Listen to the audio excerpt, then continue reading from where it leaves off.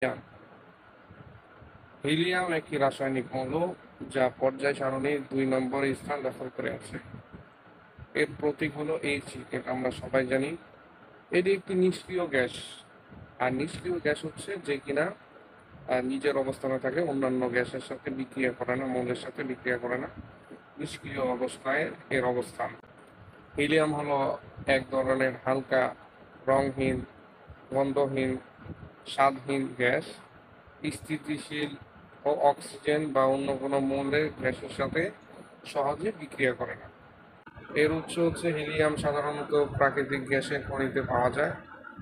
মহাবিশ্বে এটি দ্বিতীয় সবচেয়ে প্রচুর মৌল, যেটা মহাবিশ্বে বেশি পাওয়া যায়। 1868 সালে সূর্যের বর্ণালী বিশ্লেষণের মাধ্যমে পাওয়া যায়। পরমাণুর সংখ্যা 2, পরমাণুর ভর প্রায় 4 গ্রাম। হিলিয়ামের স্ফুটনাঙ্গ